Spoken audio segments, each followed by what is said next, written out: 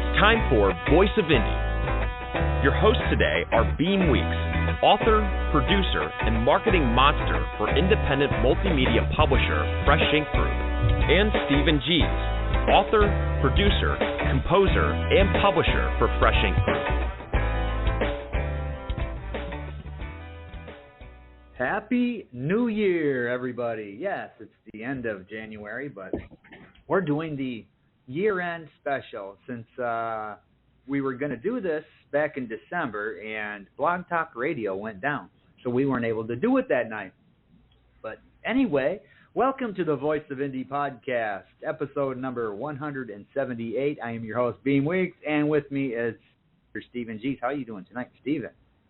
I'm doing all right. It's a lot nicer now than it was a month ago when we tried to do this show. But I went and saw the movie Origin last night, and I want to give that one my highest recommendation. That's a literary work of art based on the book Caste. So Origin. It's not going to be around long because it's not a big audience movie, so go see it while you can. What you been up to?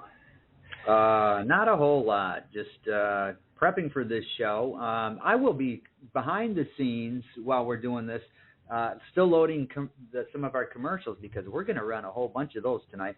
We're going to try to hit most of the books that we published this year, and we're going to talk about some really cool stuff.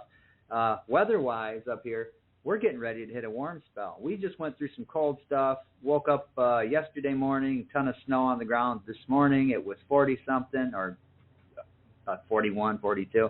Snow's all melted, and we're hitting a warm patch. So, hey, we're happy up here. Yeah, now normally we encourage people to call in with questions or comments for our guests, but we have no guests this week. So we're going to ask authors, musicians, artists, if you want to call in, tell us what you did this year to promote your work, something that's poignant, something that worked, or something that didn't work, something that you learned from or whatever. So if you want to call in and talk about how you promoted your work this year, that would be very cool.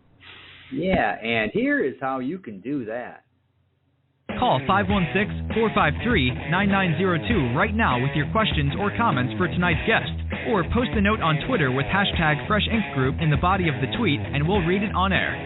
That's 516-453-9902 or hashtag Fresh Ink Group on Twitter. Yeah. Now, I want to throw this out here. Let me throw this out here before we get rolling.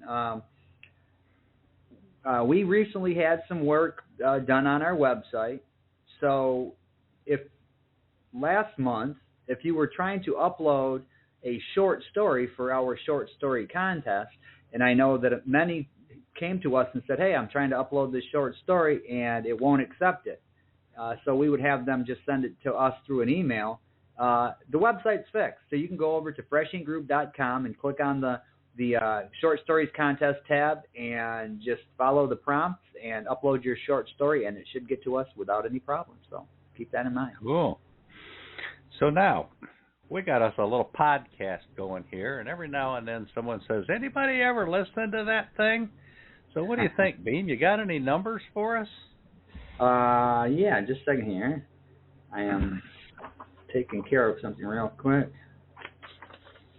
And, Yeah, we dropped, all of our roll-ins got dropped, so at the last minute we discovered, oh no, we got to reload them all. So he's over there just trying to do three things at once. Yeah, okay, so people wanting to know about the reach of this show. Here are some of our stats just for the past year. On this website right here that you're hearing the show through, Blog Talk Radio, we had 3,646 listeners coming through Blog Talk Radio during the course of this past year. On YouTube, where we put it up for our archives, we had 1,204 views over there on YouTube. The big one is over on the Fresh Ink Group website. On freshinkgroup.com, we have a tab for podcasts, and all of these episodes are over there.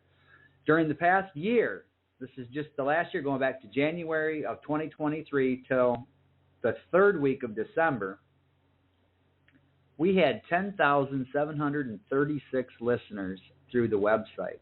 And that's pretty big. That number surprised even me. I knew we had some pretty strong numbers on the website because I go over there and look at them.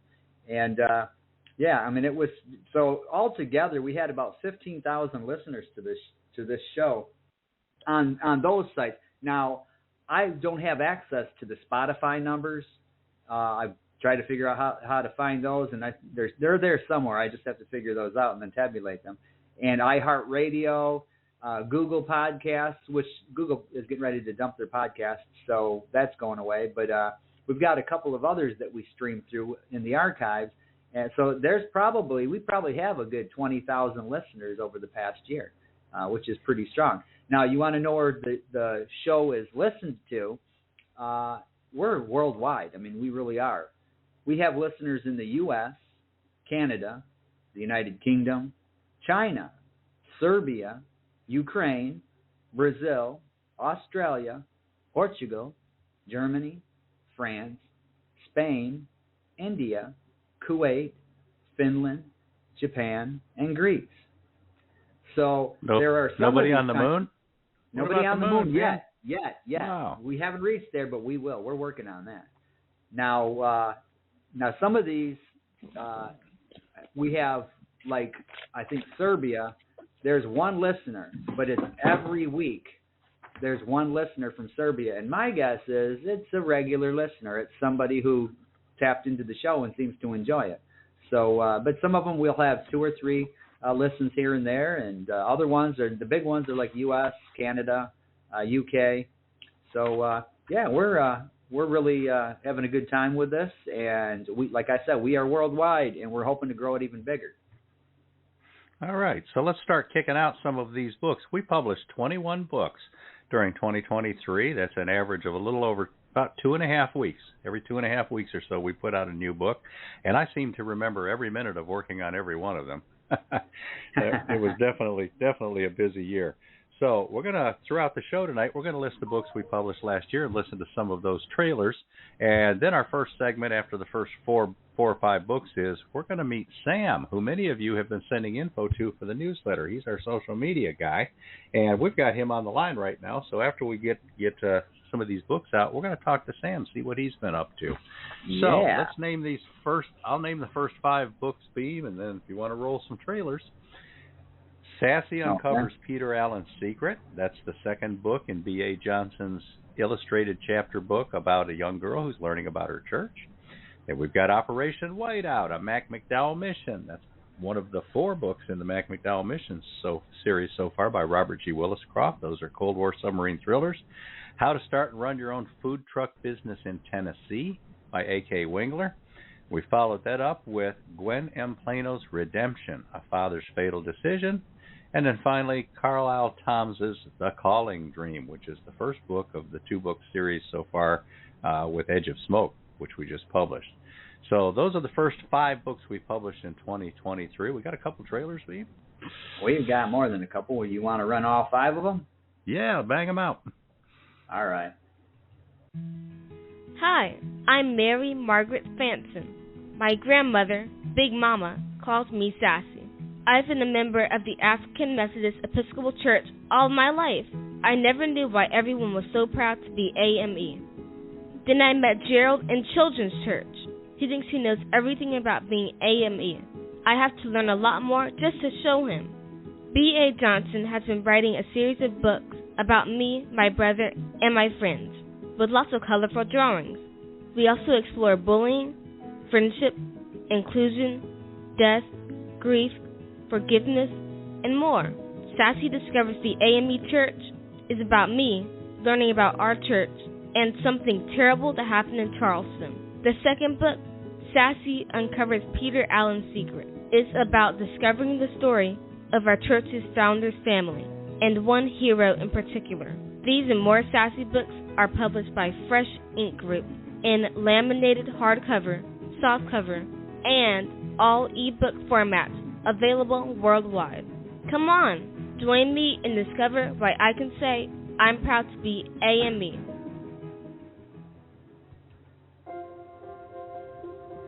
Now, from Fresh Ink Group and best-selling author Robert G. Willis-Croft, the Mac McDowell Mission Series.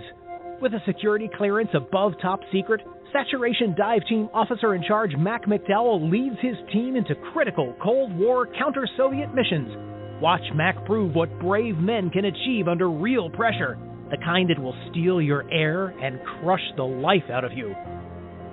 In Operation Ivy Bells, it's the summer of 1972 when Mac and his off-the-books deep-water espionage group are conducting a daring undersea wiretapping operation to gather Russian intel and avert World War. Join nuclear submariner Mac McDowell for extreme diving, a battle with giant squid, and more as he risks everything in the most dangerous operation yet. In Operation Icebreaker, Mac McDowell is leading his submarine team for a mission to lay SOSUS arrays under the Arctic ice when they clash with a highly automated Alpha-class Soviet submarine. Overwhelmed by mechanical problems, the Soviet crew abandons their sub near Point Barrow, Alaska. The skipper launches DSR-V-1 Mystic so Mac and his crew can board the empty sub and gather intelligence. The arrival of an even more advanced Soviet sub leads to breathtaking underwater clashes, with the specter of war looming. Will Mac and his crew be sunk by the Soviets, or will they safely return to Alaska, where Mac's new love, Kate, anxiously waits? In Operation Arctic Sting, Mac McDowell and his team capture the abandoned Soviet sub.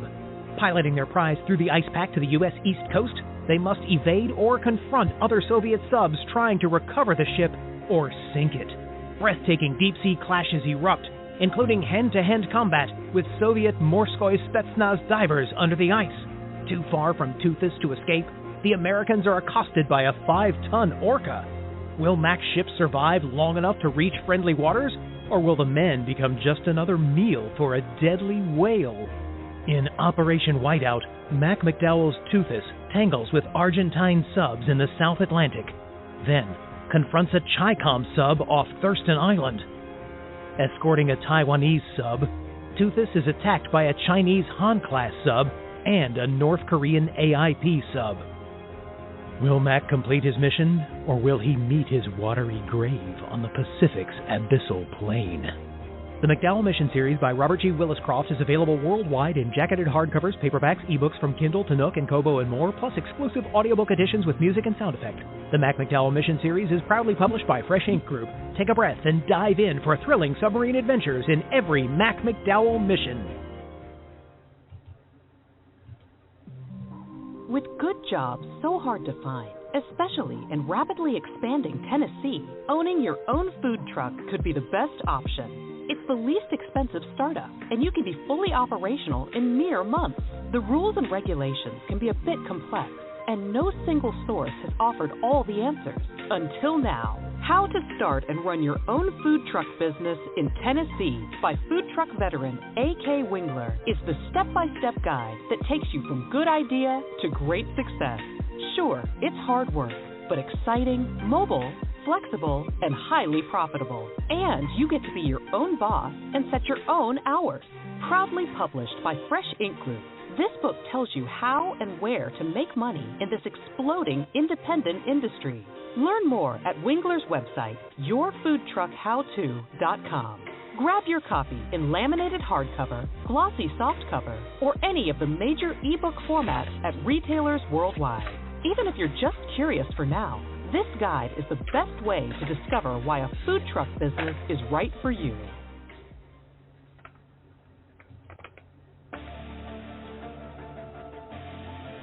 Family secrets can be deadly. When Lisa visits her parents one fateful Saturday morning, she hugs her father and takes her suitcase to her childhood bedroom. The doorbell rings, and 1 minute later, her father lies dead on the floor, 3 bullets to the chest. The death of Eric Holmes sends shockwaves throughout the quiet neighborhood. But for the Holmes family, it's devastating. In this fast-paced psychological thriller, Lisa and her brother embark on a quest to solve the mystery of their father's murder. The journey takes them into a secret world where nothing is as it seems. Once the puzzle pieces begin to coalesce, they realize that their father had multiple lives. As the facts unravel, the siblings discover the true meaning of redemption. Gwen M. Plano's Redemption is available worldwide in softcover, jacketed hardcover, and all ebook formats. Published proudly by Fresh Ink Group. Redemption by Gwen M. Plano.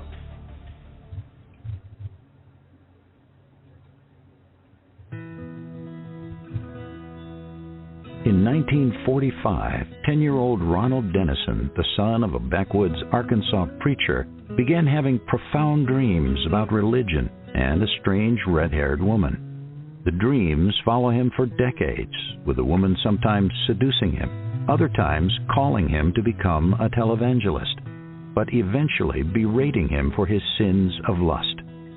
She holds a secret so dark that he dares never admit it, even to himself. The more famous and wealthier he becomes, the more he struggles with his adultery, his fetish, and his shame, until his torment can no longer be contained. Staggering revelations challenge everything he ever believed. Will truth bring him the peace he always craved? Or will the woman's demands prove more than he can bear? Read the novel The Calling Dream by Carlyle Toms, proudly published by Fresh Ink Group in hardcover, softcover, and all ebook formats. The Calling Dream by Carlyle Toms. All right. There's the first batch. All right, so let's meet our first guest for this week, our year-end recap show. And this is Samuel Wilson.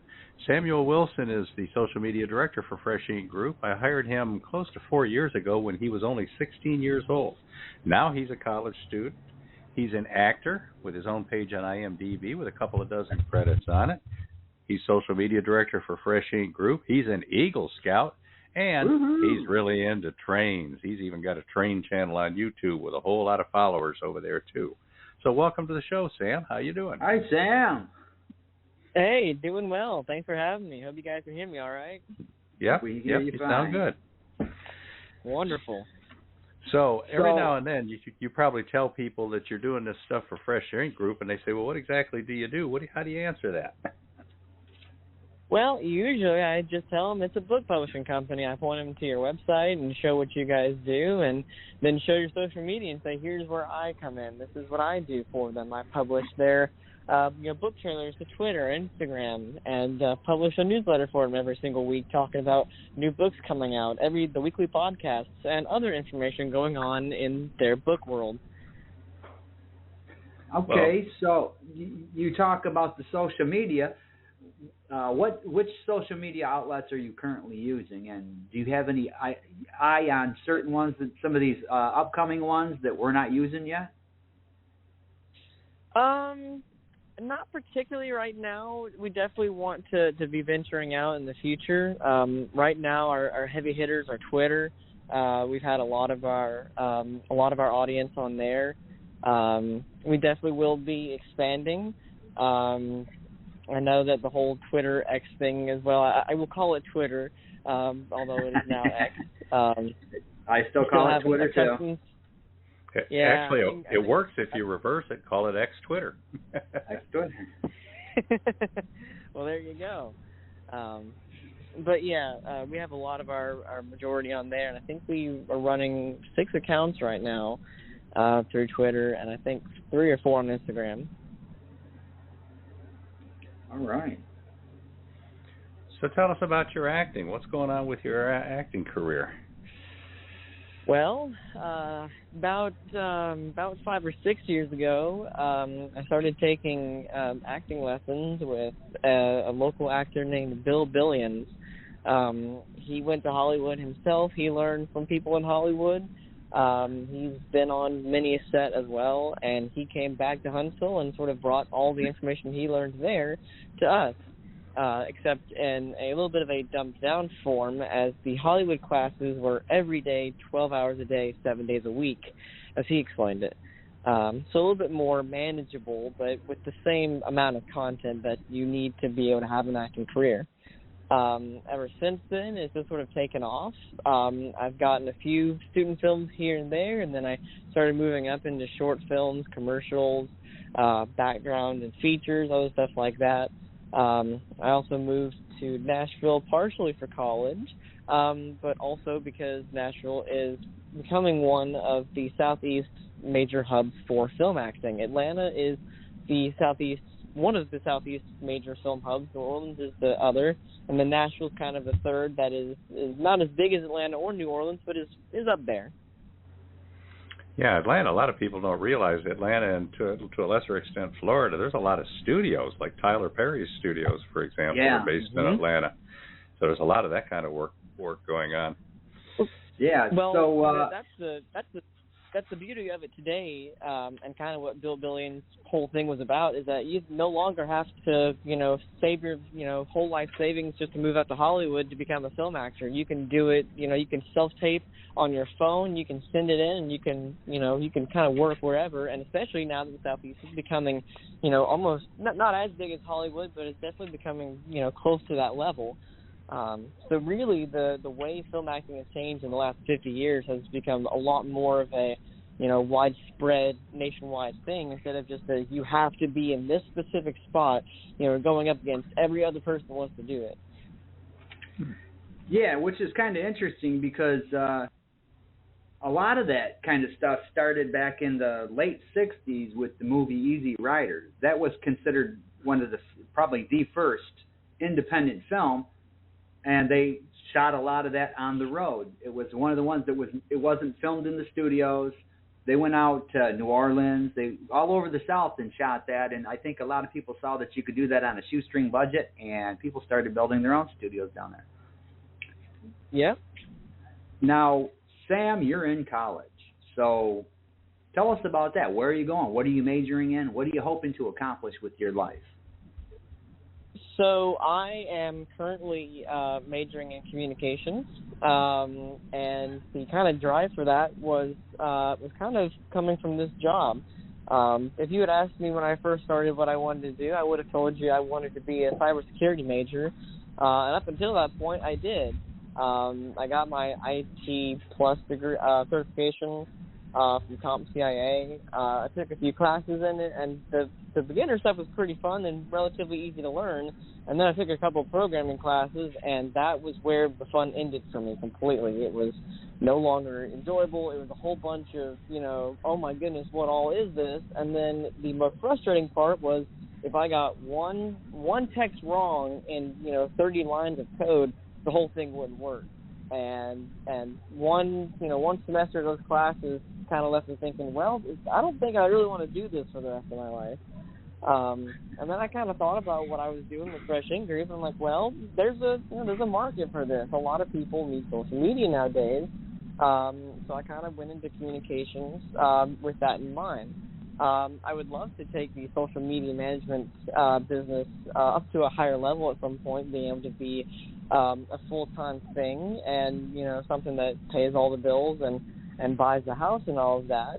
But in some of my classes that I've taken, I've also gotten to do some actual TV production, like what you'd see on the news, being both in front and behind the camera with that. And I've had a lot of fun with that, too. So I'm kind of just enjoying college right now, learning what I can, kind of keeping my doors open a little bit, just seeing what comes down the line for me with my communications degree, whether that be something with social media, whether that be something with TV production, whether it is something with both in mind, and it also depends on how film acting goes, too. If that becomes something that's sustainable, or if it's something I can do on the side still, I'm still going to be working on that as well. Yeah, I remember having that conversation with you way back, not long after I hired you, and I asked you where you wanted to go, what you want to do, what you saw yourself doing down the line, or whatever, and you told me, and I said no. And you said what? I said no. You said, what are you talking about? I said no. That ain't you. You're too creative. You like making things. You know what I mean? You like making things and seeing something that you accomplished and made or whatever. And people like that, they go one direction, they wind up coming back eventually, one way or another. Mm-hmm. You got to come back to the creative side, and I just thought that was funny because you laid out your life's plans, and I said no. You called it.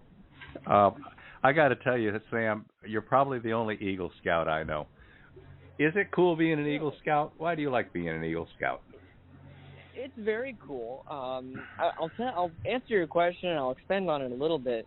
I'll start by saying I enjoyed scouting in general because I learned a lot of life skills. It taught me a lot about the real world, and I also got the chance to learn a lot of stuff, and I probably wouldn't have gotten the chance to learn outside of that. there are these things called merit badges. They're aside from the Eagle Scout rank, but they're little things you can earn just by completing a list of requirements that are preset that you just go through, and then have someone who can officially sign you off on that, test you on what you've done, and then they can sign you off, and then you earn the badge. There are 137 of them currently. I actually earned all 137 of them. I'm one of 500 scouts to do that in the entirety of the scouting time, which there were less badges when they were first created as well, so it's a lot more difficult to do that nowadays. About 1 or 2 scouts do it every year. But it was most enjoyable because the badges are something where you can get into a specific activity enough to learn a lot about it, and then kind of know if you want to move forward with learning about it more, or if you know that's something you never want to talk about again. Specifically for this, I'll use the dentistry merit badge, where you actually got to look at some pretty nasty cavities that they would show you pictures of. It definitely confirmed for me that I never wanted to go into the dentistry career or field at all. But there were some badges, like railroading. There is a railroading badge, and some like basket weaving that were pretty fun to do. Maybe it's a skill I'll never need again, but it was very enjoyable to do, and something that some people could go, wow, this is a hobby I want to take up. There's pottery, there's wood carving, there's a whole ton. Like I said, there's 137, and you start to forget how many you've earned after about 50. That's where my cutoff was about 55, where I couldn't remember all the ones I had. But it was a lot of fun learning everything. And go ahead. As a basket weaving, that's an interesting one. Yeah, I made it as far as Cub Scouts, so. Yeah, the Cub Scouts is quite the beginning to it, and they have a system called belt loops, or at least they used to. They might have changed it since, but it would be actual things you could put on your belt. They'd be these little metal clips that you could slide onto your belt, which are basically the small form of merit badges to show how many you had. With the merit badges, you wore them on a sash. Now the funny thing was, a sash would only fit about 50 at a time. So when I had my final picture made with all of my badges, I had 3 sashes, 2.5 basically, and it was quite the sight to see all of them on multiple sashes. But to come back to the original question about why I like being an Eagle Scout, the Eagle Scout rank is the highest rank you can actually earn in the Boy Scouts. Not something you can just earn. You have to achieve multiple goals to that and go up the rank like you do in the military. But the Eagle Scout rank requires a lot more out of you than any other rank and any other badge. You have to, first off all, have to get up to that point, which actually does require some badges to be earned. They're called Eagle required badges, such as first aid, swimming, hiking, biking, and a few others like that. And then you have to earn 12 that are not under that Eagle required realm, just to earn some more badges. But then you have to submit a project that has to be approved, and then you have to go through with it. And usually that project can be anything from, building a bench in whatever church or something like that, or cleaning up somewhere, some sort of project that actually takes some planning, some involvement, usually some funding as well. And it gets you ready, and it teaches you a lot about how life works in the sense that you have a way that things have to work to get something done like that. My project was a little bit ambitious because I wanted to go a little bit above and beyond than just building a bench. I wanted to renovate a local park that was right across the street from my house that I had visited for the 13 years that I had been alive, and slowly as I had, been enjoying it, I'd watched it deteriorate. This project became a little bit more meaningful when I talked to the city council about the Parks and Recreation, coming to find out that they have a crew of 4 trying to manage 44 parks in their whole city, at least 4 of them, which are pretty major, that people visit, every single day. Multiple people visit every single day. So I went back. I came up with a list of a few things that were definitely wrong, one of which was the drainage ditch, which was, 30 years out of regulation. had been piled up with a lot of leaves and debris and was actually rerouting the water naturally through the park, which was actually dividing it kind of in two from where the play equipment was. The bridges that also spanned this drainage ditch were also way out of date. One of them had a whole side of the railing falling off. They had nails sticking out. That they were actually a safety hazard. So I talked with them, and they have the budget for it, and they really like the idea. So I brought it to the city council, pretty much saying, if you will fund all of the major equipment and all of the stuff I need, I'll provide all the manpower to get some stuff done to make this park nicer and safer. To which all 7 plus the mayor of the city agreed that this would be a good project. So they signed off on it, which actually saved me a little bit of paperwork, because the majority of the paperwork you do when you fill out your Eagle Scout application is funding, because they expect you to get funding from multiple spaces, and it's about 5 to 10 pages per place that you get funding from. But I had 210 tons of riprap, is the kind of rock they called it. I had that brought in on 16 truckloads. We hand-laid every single piece, maybe besides a little bit that they pushed in at the end in a certain area that they said they wanted to take care of. But a majority of it was hand-laid by about me and 40 other scouts on 2 major work days. And any other day that I couldn't get some folks, I did some work myself. Somewhere I have counted the exact hours of manpower we had, but I don't have that on hand currently. But it was a lot of fun. I learned a lot from it, and it was nice to be able to make a difference in my community and renovate something that needed doing that wouldn't have been done otherwise. Well, honestly, I got to say, you sound like an incredible young man, Sam. Honestly, I mean that from my heart. Yeah. I try. It definitely was fun having because when you have your Eagle Scout, every single time you want to go up in the rank, you have to meet with your Scoutmaster, your Assistant Scoutmaster, and someone else that sort of just goes over how things are going, to go over the requirements you've done, to make sure that you've actually done the requirements, and just kind of like an interview for a job a little bit. But the Eagle Scout application is a lot tougher. It's not just a 10, 20-minute interview. You sit down with the region, officials and scouting. They look over everything. It's a couple-hour ordeal, and they go over every bit of paperwork and make sure it's all filled out right. They ask you a lot of questions about the project. And I definitely had one of the more ambitious projects that they had seen in a little while, so I had a lot more explaining to do. But it was nice to think that, because, as I mentioned, typically they will see a lot of people coming to them with like a one-day project to, clean up a church parking lot or paint something, or, like I said, build a bench. That's a popular one, and there's nothing wrong with that. I just wanted to push myself a little bit and see what I could achieve with the time given. Well, that's really cool.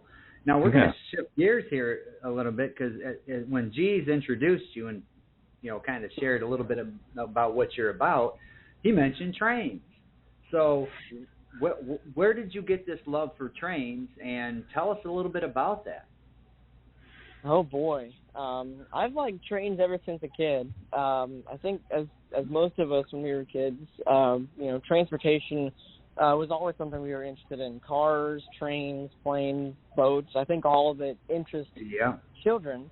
But I particularly loved trains. I remember watching Thomas and Friends all the time. I still have some Thomas and Friends DVR tapes. I still have some DVR tapes of a show called I Love Toy Trains. They'd filmed way back in the early 2000s to the 90s, that show. And I remember watching it all the time. I'd watch it front to back multiple times in a month.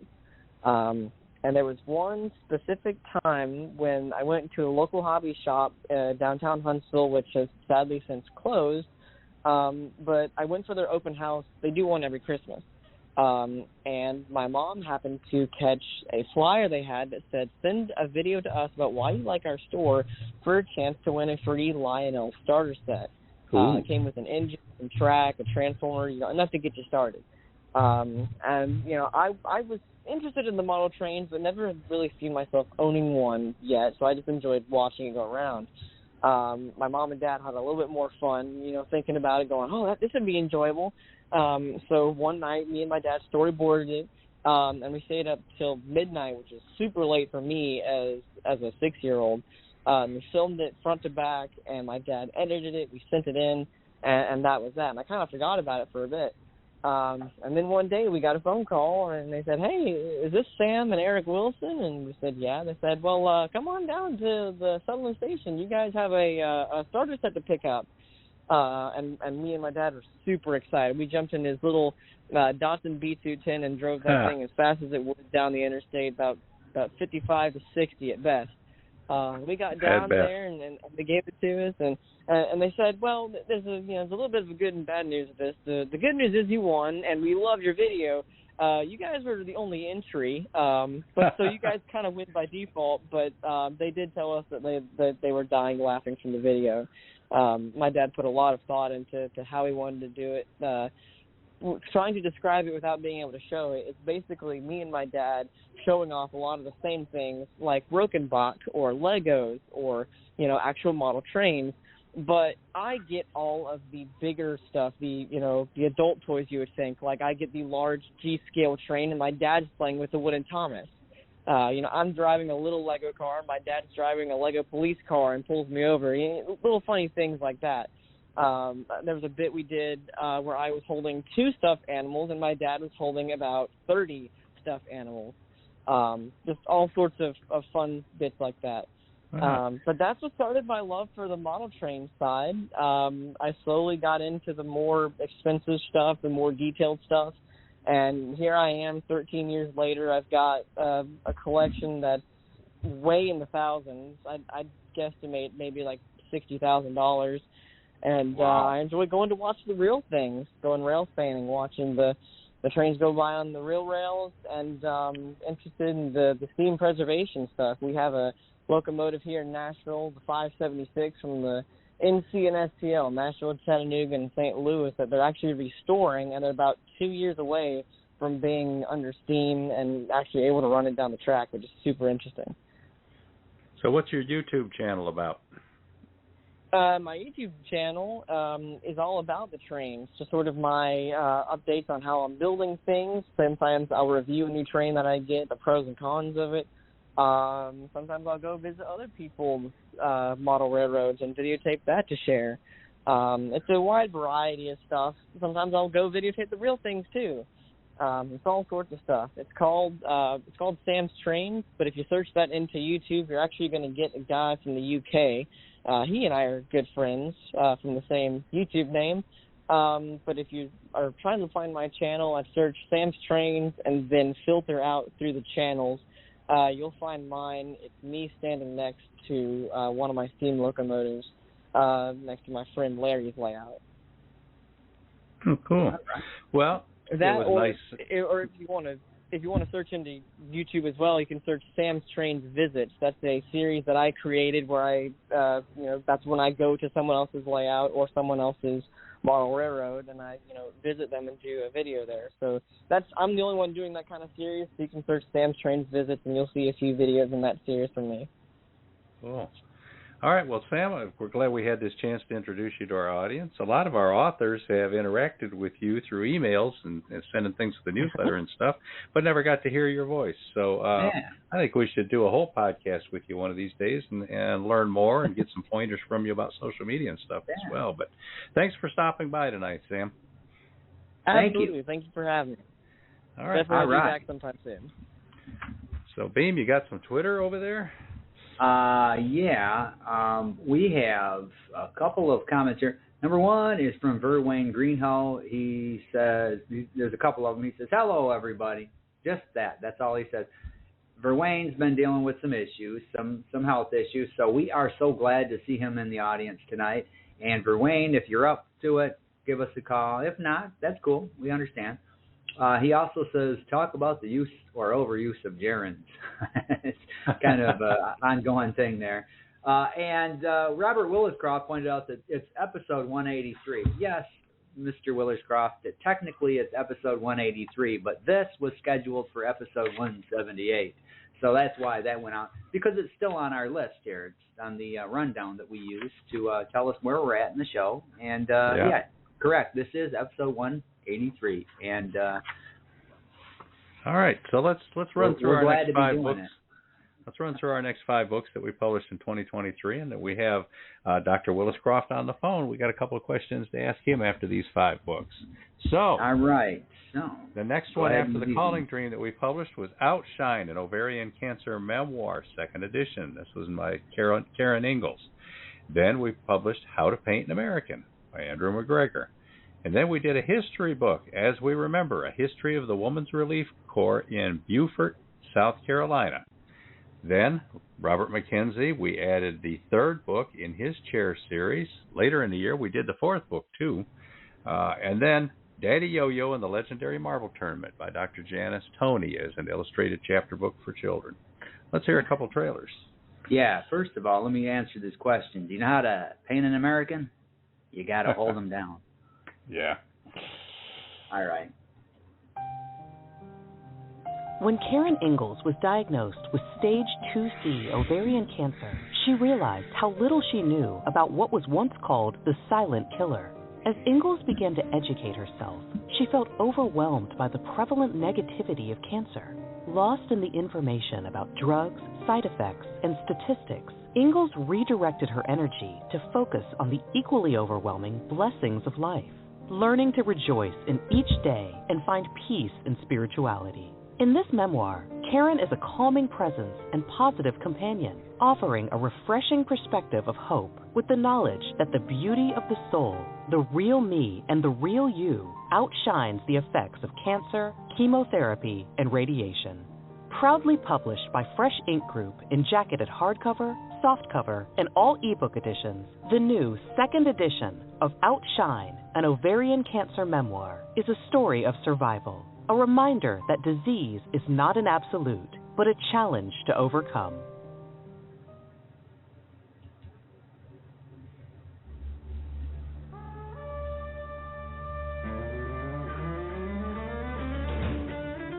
In the wake of September 11th, a man who grew up with his mother in Eastern European brothels comes to New York City searching for an adventure, identity, and home. The USA has other plans for him, though. It'll give him what he wants for a price.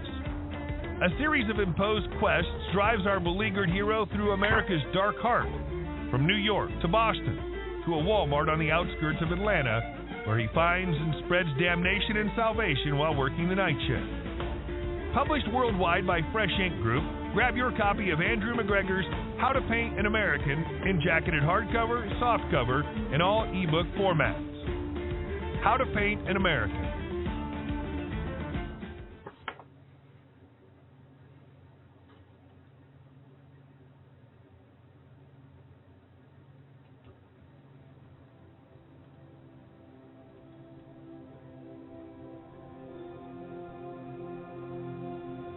As We Remember documents the remarkable story of a Women's Relief Corps chapter in Beaufort, South Carolina. The WRC is a national organization established as an official auxiliary to the Grand Army of the Republic in 1883.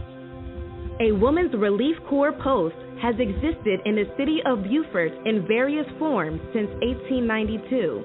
While much of the record of the early Beaufort Corps was passed through the esteemed oral history tradition, in 2019, members commissioned a study to ensure their story would be documented in print form and told for many generations to come. That story centers African American women as lead agents of change and co-creators of the patriotic spirit, an important theme given that historically the national WRC was primarily white-led, and in southern localities like Beaufort, completely segregated. Beyond documenting the members' experiences, this story is compelling in the larger context of our nation contending with changing notions of its national identity and definitions of patriotism. Written and compiled by Najma Thomas, Ph.D., and proudly published by Fresh Ink Group, this fascinating history is available in all ebook formats, or grab your keepsake edition in full-color softcover or laminate hardcover, or listen to the audiobook narrated by the author.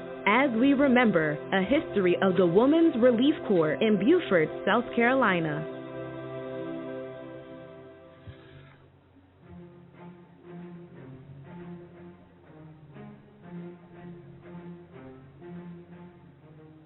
A grand epic saga by Robert Mackenzie, the Chair series spans centuries, touching the lives of 22 generations of related mothers and daughters, their stories witnessed by a simple pine chair. Resolute, strong, loving, and fiercely protective, these women must strive to pass their values to new generations in a world of racism and sexism, politics, scandal, fashion, and even the rise and dominance of baseball. They live in privilege and poverty, with faith and despair, relishing every moment of love, even as they suffer abiding grief. Volume 1, Lightning, Thunder, and Glory, spans the 1600s through World War I, while Volume 2, Faith, Hope, and Love, follows these women's descendants into modern times and beyond. In Volume 3, 7, 8, and 9, the Chair flashes back to pre-Civil War America, featuring a woman from the Second Mayflower, her daughter the black market Irish lace importer, and a Canadian World War I fighter pilot. Volume 4, Punt, Pass, and Kick, jumps forward with a gunboat battle, one courageous cattle drive, a suffragette in the ocean liner industry, a mysterious unpublished manuscript, and more. A blend of history and philosophy told through satire and parody, the story of the Chair could be found in some old trunk in any dusty old attic. But Mackenzie breathes it alive with riveting tales that span the real and the imagined. Proudly published by Fresh Ink Group, the Chair series by Robert Mackenzie is available worldwide in jacketed hardcover, softcover, and all ebook editions.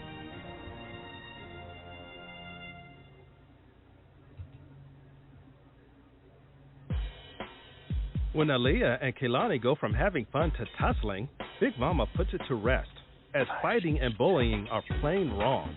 Later, Big Daddy tells the girls about the photo of a man on the mantle. His name is Daddy Yo-Yo, he says, telling the girls about his late grandfather, who watched out for all the children in his neighborhood. Daddy Yo-Yo and the legendary marble tournament is about a group of boys having fun until Evil Eye Bucket Smith tries bullying his smaller rival, young Chucky Fry. Daddy Yo-Yo won't stand for it. He knows that looking out for kids also means teaching about pride, self-worth, and caring for others. From Fresh Ink Group and author-educator Janice D. Toney, the illustrated full-colored chapter book, Daddy Yo-Yo and the Legendary Marble Tournament is out now. Grab and share your copy in hardcover, softcover, or all ebook formats. Find out who the real winners are as we all learn the wisdom of Daddy Yo-Yo.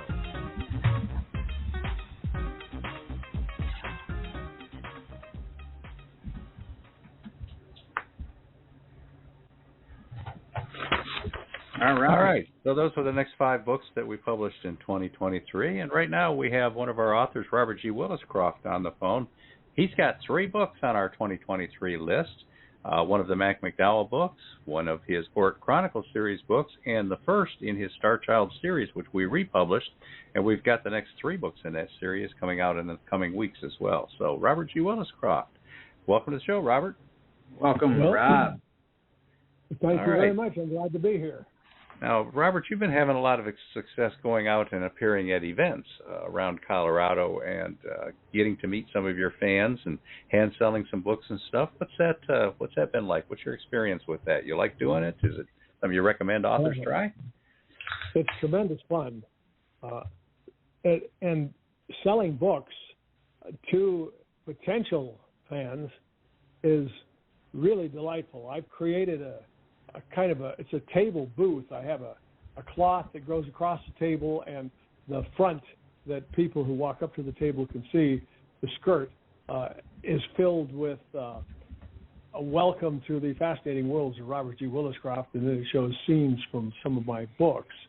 And then I have a banner across the top that says the same thing, but doesn't show the books. It just shows some of the scenes without the books, and it draws people in. Mm-hmm. Lately, you know the cover of Ran and Jokara, the female astronaut, the reptilian female astronaut is on the cover of Ran. Well, I had a full life-size cutout produced for her, and she stands beside my table now, and I introduce people to her when they come by the table. Yeah. She's definitely an attention getter, no doubt.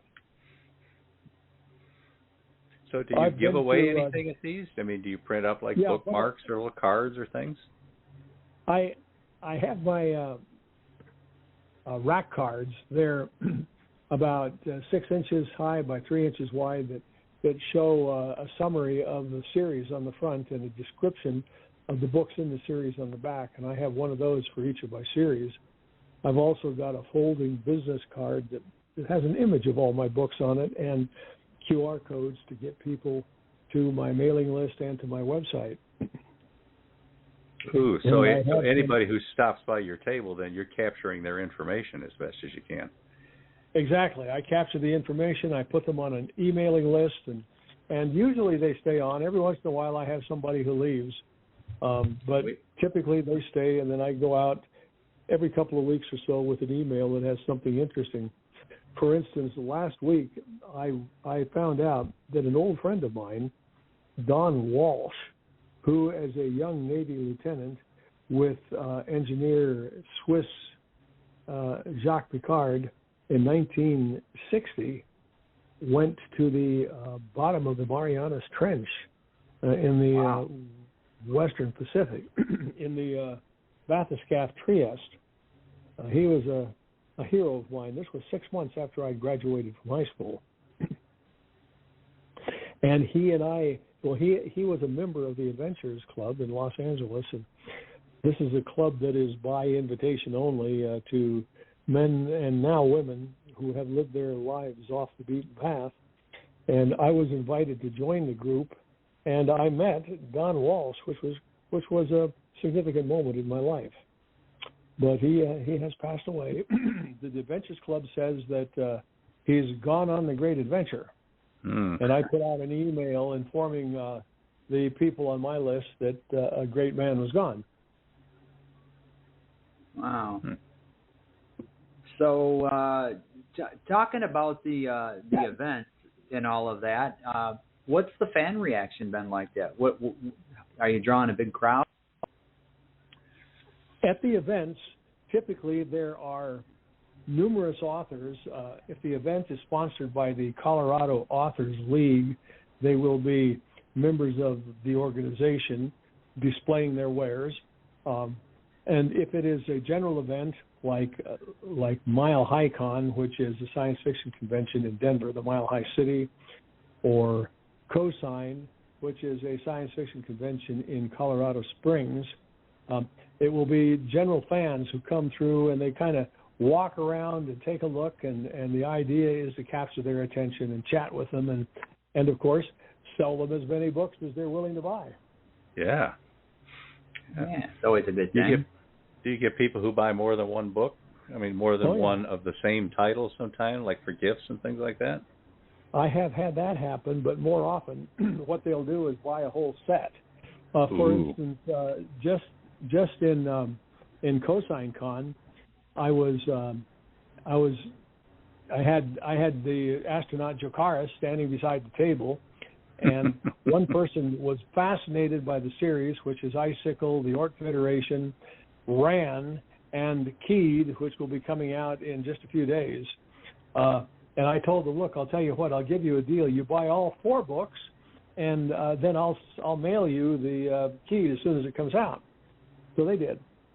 And the Mac McDowell missions, same way. When Whiteout had not yet come out, I was able to sell 4 books, and just with the promise of mailing Whiteout when it came out. Wow, that's great. Oh. Yeah.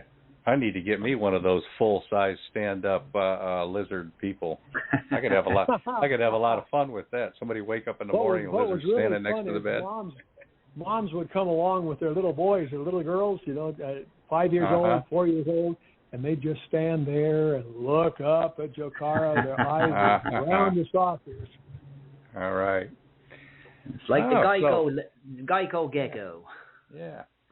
All right, well, we've been talking to Robert G. Willis Croft, one of Fresh Ink Group's best-selling authors, with some pointers and tips about how to hold an event and how to meet your fans out there and sell some books too. Thanks for calling in, Robert.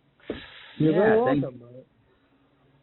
All right. And we look forward to talking to you more on future podcasts because you keep putting out the books. So yeah. All right. So Beem, we got some more callers?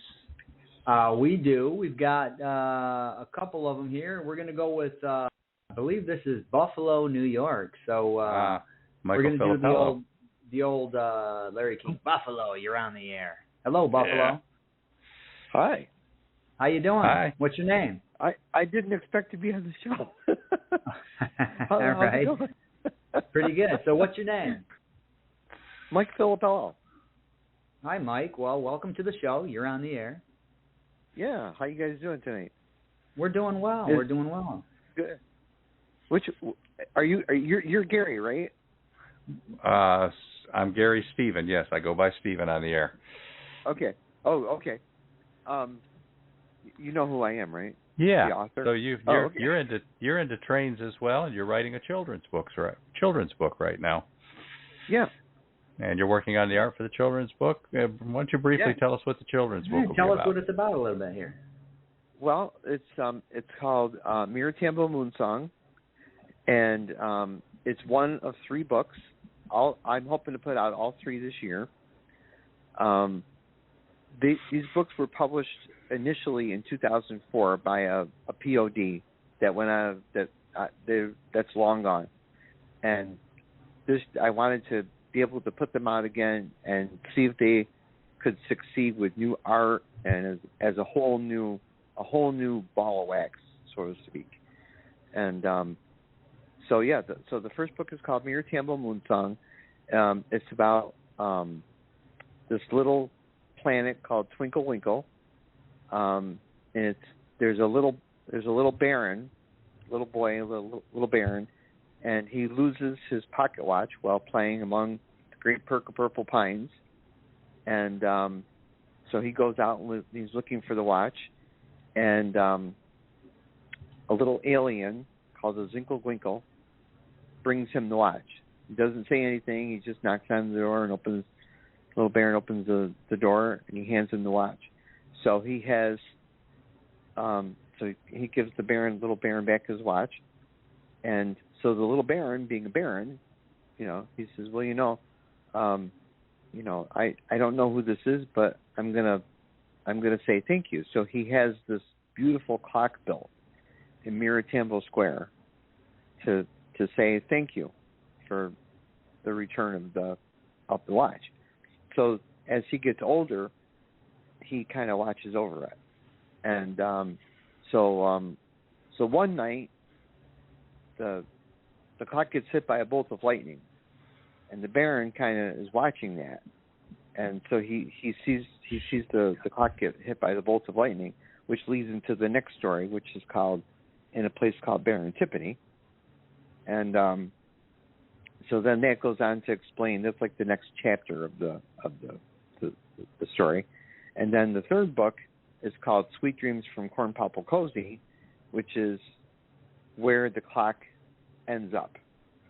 I know it all sounds a little far-fetched, but it's a semi rhyming kind of story, and it kind of all fits together, and it's kind of a neat little series. Yeah, and you're also doing the original artwork with it, which is pretty cool too. All right, so listeners, subscribe to the Fresh Ink Group newsletter and keep your eyes open, and we'll keep you alerted when Michael Filippello's books are available. Thanks for calling into the show, Michael. It's good talking to you. Yeah, thank you so much for the opportunity. It's been great. I've been listening all night, and you guys have got a really nice little show there. It's great. Well, we appreciate that, Mike. We appreciate that. Thanks. All right, so we've got another caller on the line, Beem? We do, and I recognize this number. This is Mr. Verwayne Greenhoe. How you doing, Verwayne? Hey, Verwayne. I'm doing better than my wife will tell you, but well, it's I'm good to recovering. hear from you, brother. Honestly, it's good to hear from you. I mean, you've been kind of quiet, and I understand what's going on behind the scenes, but man, it's good to hear from you. Yeah, definitely. Well, I'm hanging in there. They can't get rid of me quite that easy. They keep trying, but We were listening to you talk about where you set up. I set up here at the local library here in Madison, maybe every 4 or 5 weeks, and I can sell anywhere from 20 to 40 copies in a 3-4 hour Saturday afternoon. Wow!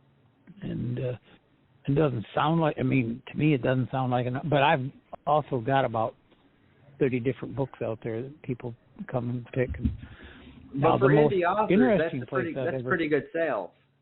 It is. Oh, really? Okay, I thought it was kind of shy and lacking. But no, in an afternoon, come on. In an afternoon, selling 40 copies and you're an indie author, yeah. That's good. Yeah, every sale matters. It's a new fan. It's more word of mouth. It's getting your work out there. Yeah. Well, I've kind of been. I always used to brag that I've never had writer's block. Well, the morning of August 30th, the week before that, I had averaged about 4,000 to maybe 4,500 words a day. I always have 3, 4, 5 different stories going at a time. I write in one, can't go no more, move to the next one. Well, I watched the hurricane. We were the red spot on that hurricane thing. Nobody wants to be in that red spot. Yeah. And I watched. My wife and I had worked all the last summer clearing our backyard, which had been a genuine tropical forest, and we spent a lot of time preserving. There were 27 trees back there, and we had gone through and gone, okay, we want these 27 trees to remain standing. That morning, I watched 25 of those 27 trees go down. Wow. Now, the other reason that brings that up, I am just now beginning to get so I can write again. We went 14 days with no power, and then another 12 days with no internet, and a genuine pain in the backside, let me tell you. But we went down to the SBA disaster place there. I'm sitting there, and I'm looking at all these hundreds of people come in there, and I asked them, I said, you mind if I sell some books down here? And they're going, what you talking about? And I said, well, I attempt to write stories and whatnot. And I said, I've got like 200-300 copies of my stuff at home. I only lived about 5 blocks from this place. And I went in there, and I was selling, by the time we were all done, I sold 300 books. Wow! Holy cow! At that local, I mean, just people coming into the disaster area, and they were sitting there, and I let people zoom through one, and it was crazy. But you were in a situation where power was out, and this is entertainment. People can sit and read. You had a hook, too. Talk about disasters. Check out my books. I agree. Exactly. Well, Verwain, we're glad to hear that you're sounding pretty good. We know that you've had a rough couple of weeks here, and it's definitely good to hear your voice. Yes, it is. Well, I know my wife is trying to keep you updated and whatnot. Yeah. So, she's been good with that. Dirty notes. Yep. Yeah. Well, thanks for calling in, Verwain. We appreciate that. Thank you. Yep. All right. Care, We've got more callers on hold, too. We're going to knock out 5 more books real quick and then see who else is on the line. Also in 2023. Go ahead, Beem. I was going to say, now, before I knock these commercials out, I have to hit refresh on my browser to bring, because this whole time I've been loading commercials in the background because they got knocked out for some reason. So if I hit refresh and it knocks me off the computer, because I've never done this during a show, I'm on my phone, so I'll have to scoot over there. But I'm just giving you guys a warning. If something happens and it goes down on the computer, I'm logged in on the phone as well, so we should be good to go.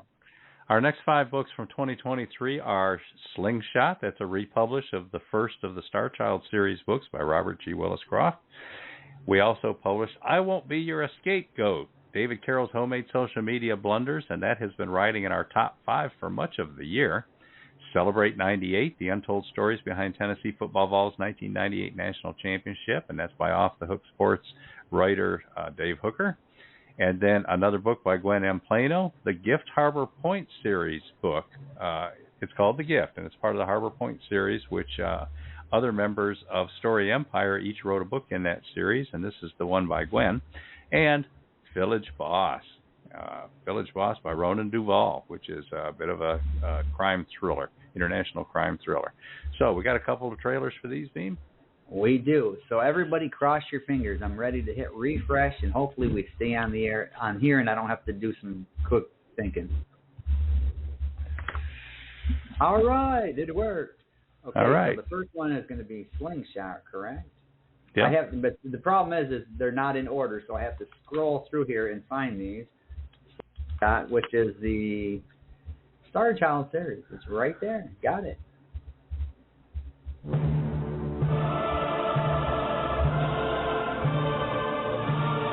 Now, the Star Child trilogy by Robert G. Willis-Croft is complete. In Book 1, Slingshot, 3 scientist engineers reach for the stars as they blend their skills with a host of skilled colleagues to create the world's first space launch loop. A team of young eco-terrorists will go to any length to halt the project. One woman is determined to scoop the story, reporting events to a watching world. Slingshot ranges from Seattle's financial district to the ocean bottom off Baker Island to the edge of space and across the vast panorama of an equatorial Pacific. It's a love story, a gender bender, and a mystery about a missing aviatrix, a conspiracy, and a true believer. It's about high finance, intrigue, heroism, fanaticism, betrayal, and humanity's surge into outer space.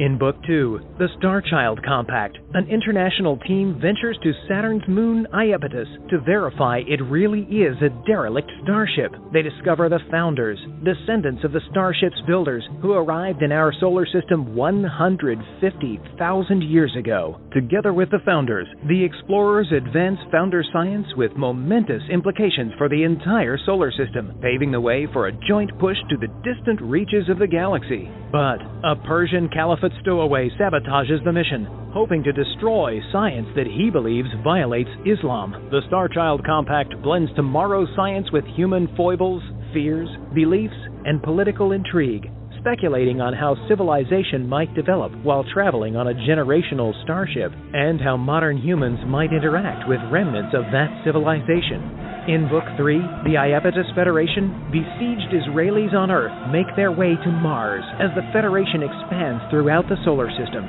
While global jihad rages on Earth, putting millions to the sword, the Star Child Institute develops wormhole transportation. But will this new technology be ready in time to rescue all that is left of the United States, the beleaguered Lone Star Conservancy, and remnants of other cultures around the globe? From hand-to-hand combat in the oceans, to battles on Earth's surface, to struggles in interplanetary space, our heroes fight to survive and expand to the far reaches of the universe. Robert G. Willis-Croft is an adventurer, polar explorer, deep-sea diver, nuclear submariner, scientist, and best-selling, award-winning author.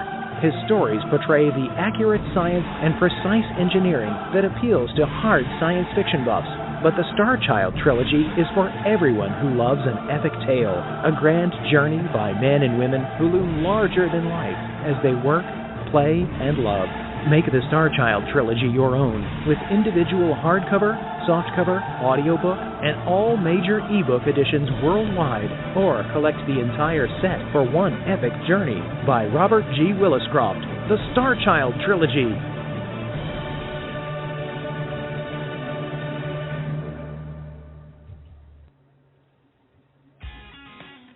I'm David Carroll, and I'm proud of my recent books, Chattanooga Radio and Television, Volunteer Bama Dog, and Hello Chattanooga, famous people who have visited the Tennessee Valley.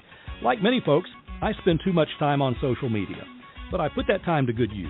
For years, I've been collecting social media misspellings, misinterpretations, and other mishaps, from tweets, text messages, even the signs you see at stores and on the highways. I've collected the funniest foul-ups in my latest book.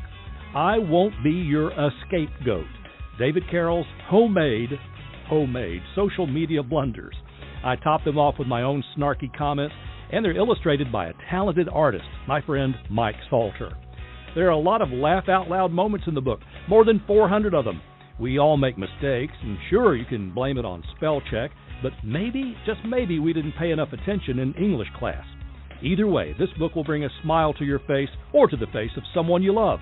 We can all agree what the world needs now is laughter, and lots of it. I Won't Be Your Scapegoat, proudly published by Fresh Ink Group in softcover, jacketed hardcover, and all ebook formats.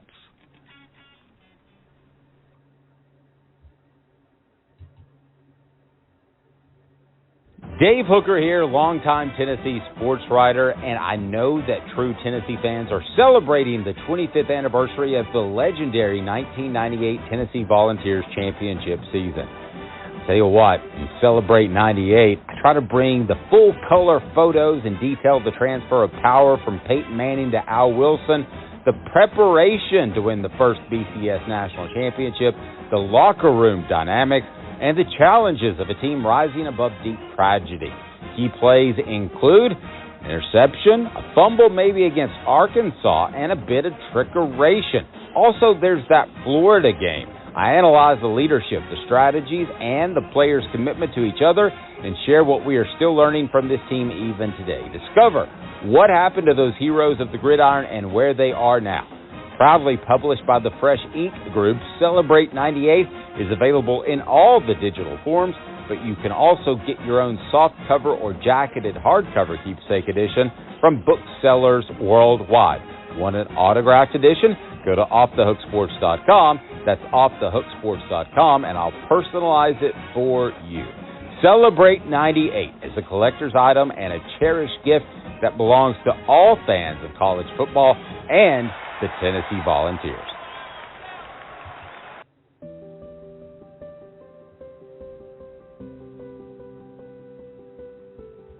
In an innocent 1958 American suburb, Shelley doesn't know the power of a kiss or how it will change her entire life. At 16 years old, she falls in love with a young man. One night, just one night, they go too far. Months later, pregnant and shamed, Shelley's parents banish her.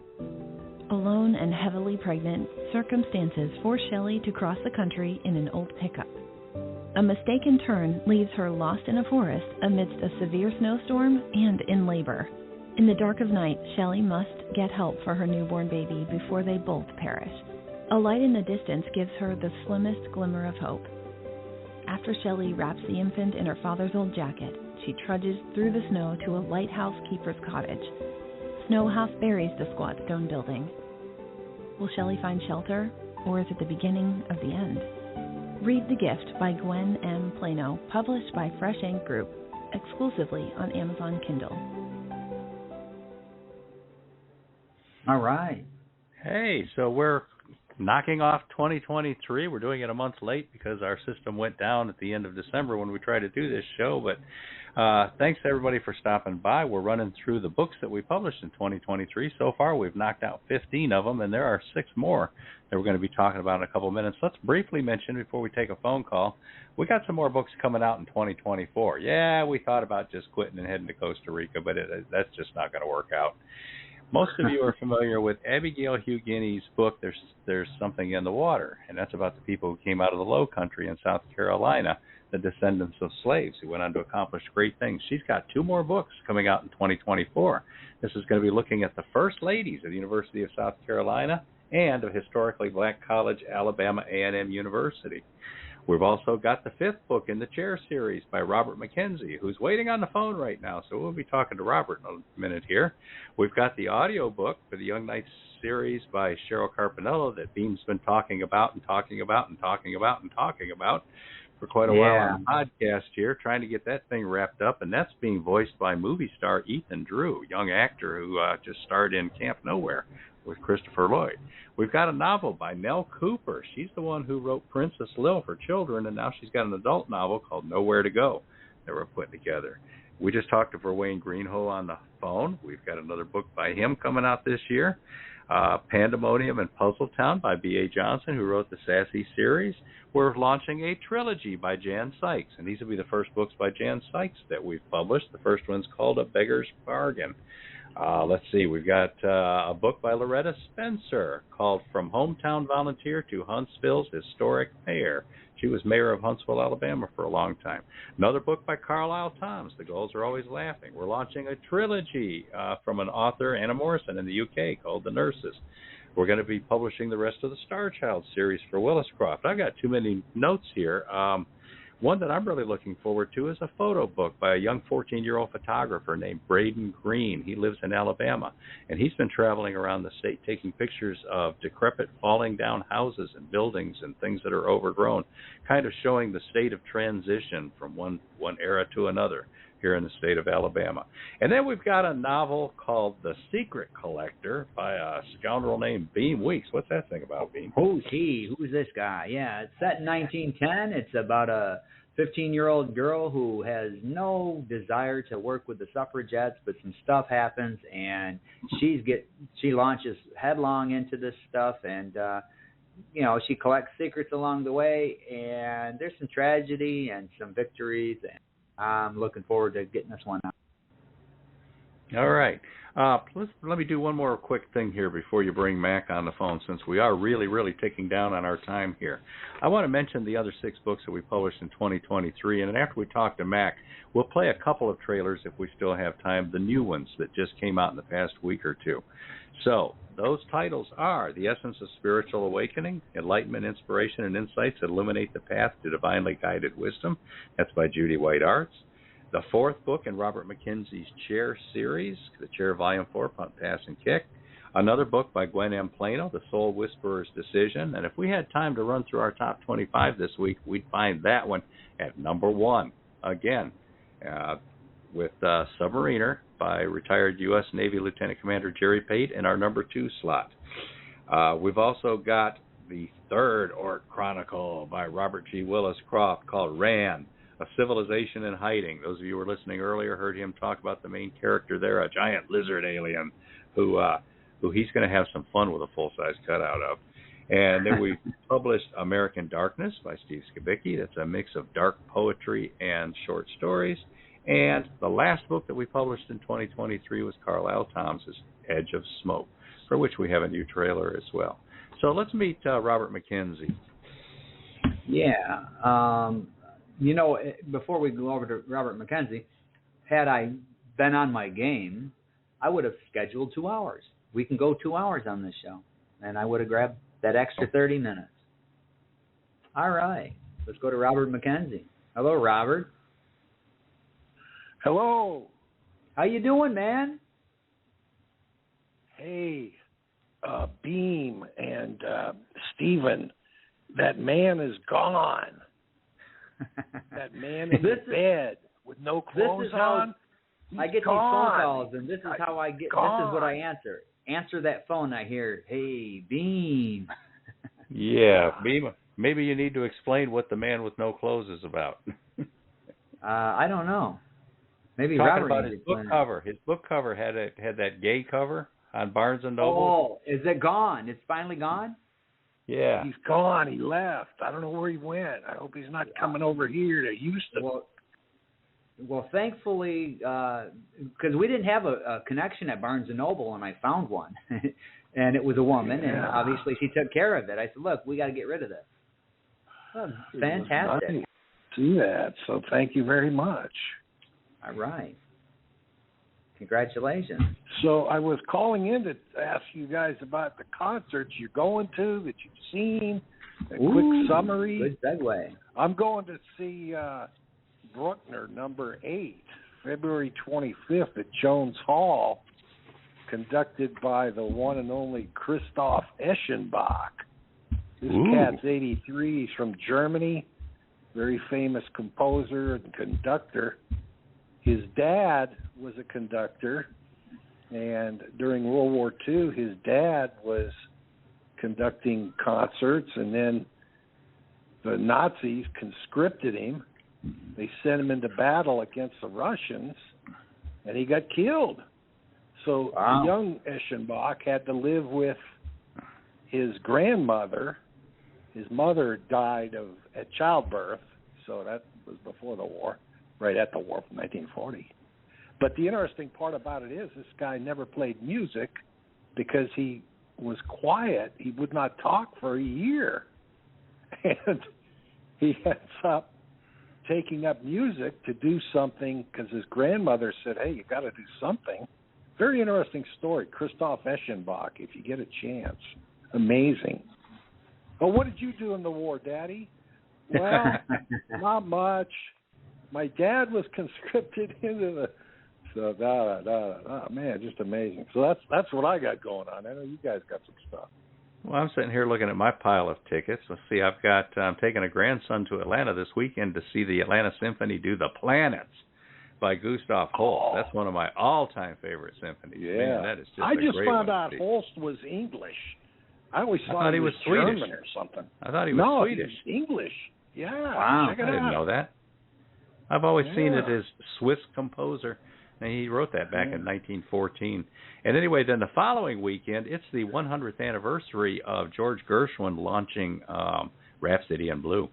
So all the major orchestras this year are performing it, and I'm going to be seeing it in Birmingham, Alabama, the following weekend. And also on the same weekend, I've got tickets to take a group of friends to see a tribute to Prince.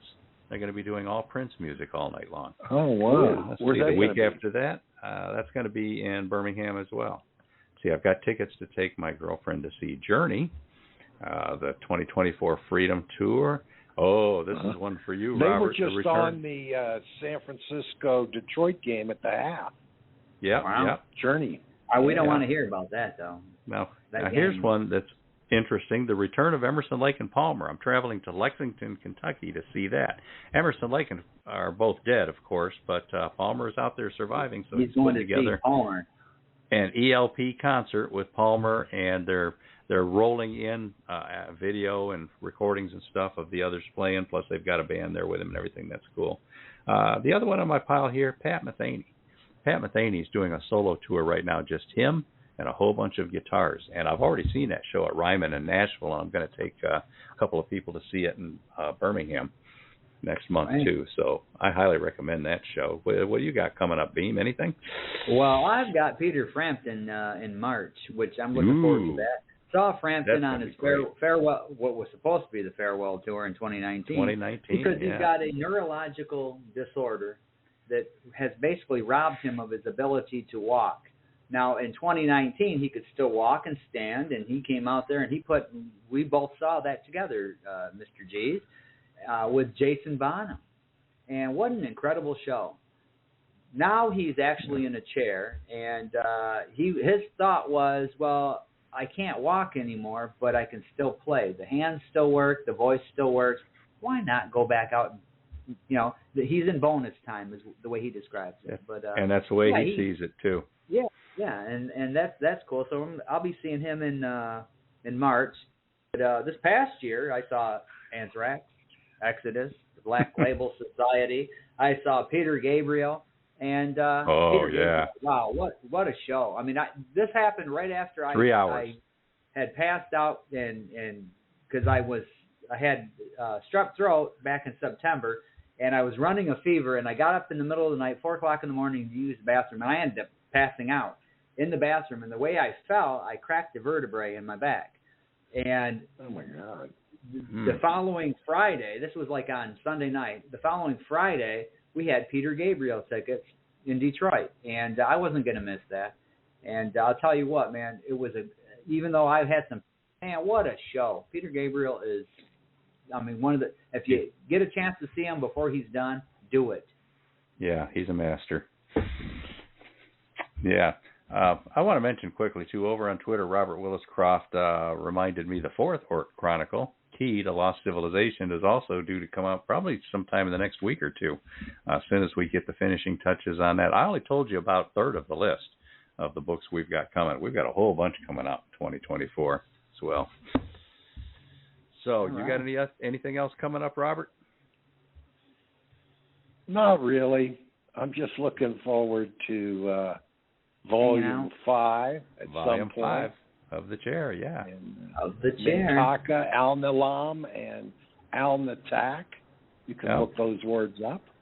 But that should be, this has been a writer's story. I tell everybody, it's 22 generations of American women, all whose first names begin with the cursive letter L, but really it's a writer's tale.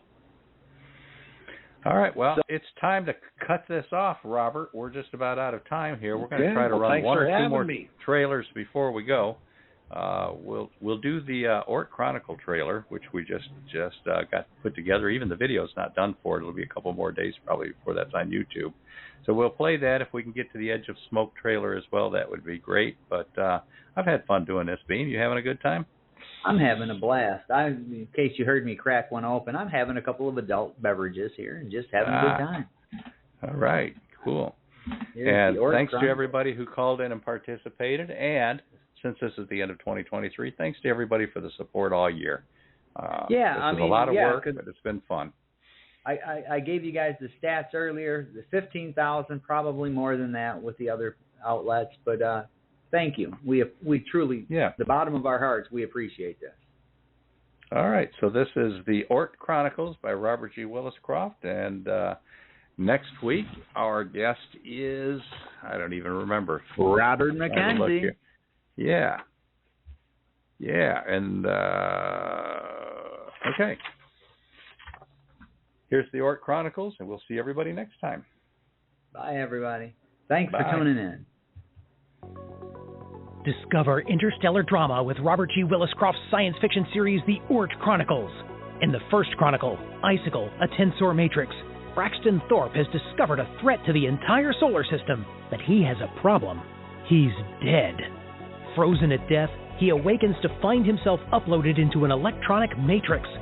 Exploring the larger global net, he discovers the Ort, a distributed electronic entity older than humanity, with an unnerving secret. Aliens wiped out nearly all life on Earth once and are coming back to do it again. The mathematical entity that is Thorpe has to find a way to convince humans of the threat and in time to do something about it. But how? And what? In the second Ort Chronicle, the Ort Federation to the Stars, Braxton Thorpe passes the Federation chairmanship to former U.S. President John Butler. Thorpe's group offers humanity virtual immortality, but Isidore Orlov and his Udachni enterprises oppose their every move. Phoenix terraforms Mars for more living space, but the Mars Reds prove formidable resistors.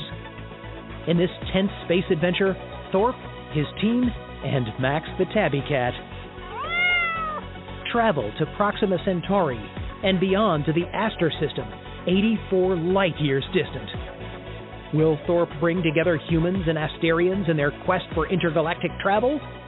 Will long life prove more than mere humans can handle? In the third Ort Chronicle, Ran, a civilization in hiding, humans commence a voyage of discovery to the cold spot in the cosmic microwave background. Their first stop is the planet Arcan, orbiting Ran in the constellation Eridanus, where they discover an incipient spacefaring Saurian civilization that has hidden itself from the rest of the galaxy. Arcan has 3 ruling nations: a fascist dictatorship, a primitive theocracy, and a free market republic. The humans are drawn into a rebellion to overthrow the fascist tyrant, and then help thwart the theocratic prophet's ambitions to subjugate Arcan. Told entirely from the Arcan perspective, Ran centers on the human aliens' desire to integrate Arcans into their growing Ort Federation. In the fourth Ort Chronicle, Cade, a lost civilization, Starship Andromeda stops at the Cade Triple Star System on its voyage of discovery and stumbles on a derelict Dyson sphere. The starship is attacked by microbots, scavenging one part of the sphere to repair another. They map the sphere and discover several primitive races inside: humanoid, feline, and saurian. the explorers discover that the Dyson Sphere's star is about to produce a super flare that could destroy all life and even the sphere itself. The explorers mount a major rescue effort to save the uploads and sapient races. Robert G. Williscroft's series, The Oort Chronicles, is available in jacketed hardcovers, softcovers, and all ebook formats. Proudly published by Fresh Ink Group. Robert G. Williscroft's The Oort Chronicles.